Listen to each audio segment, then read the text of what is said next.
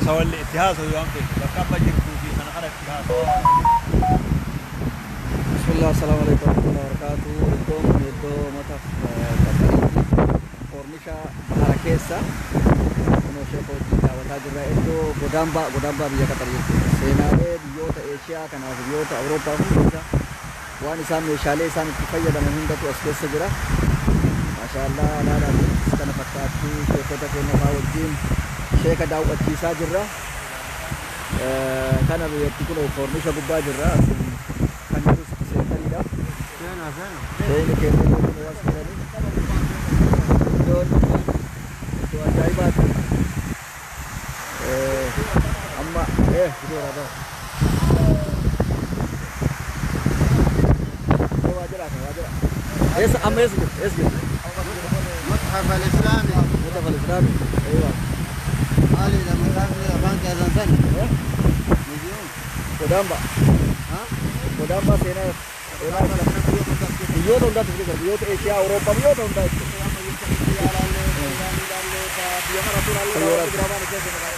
Daawwachuun beekamaa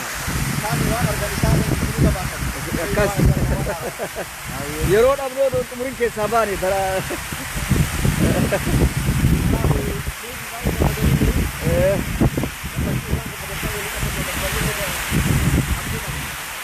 inshallah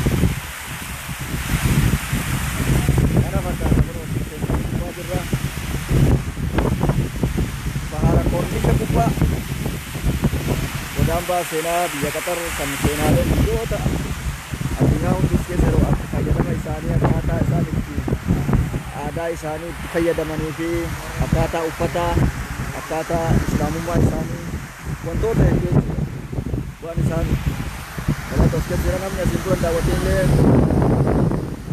seenaalee hedduutu jira.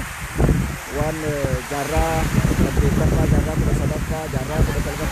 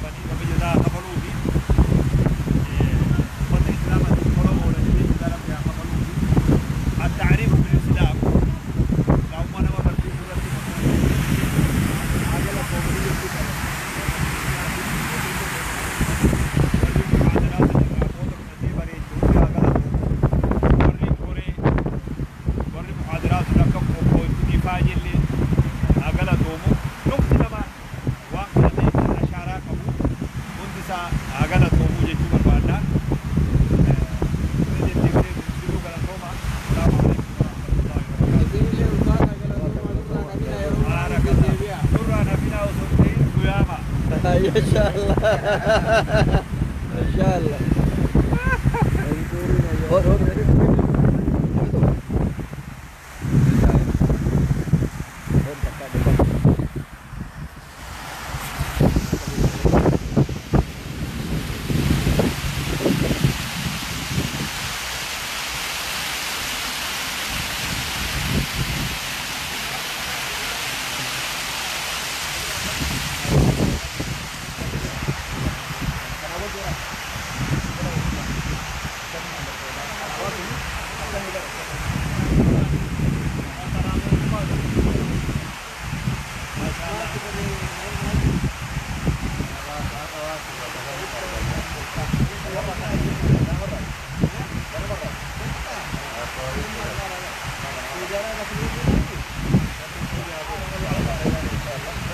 بارك الله فيك.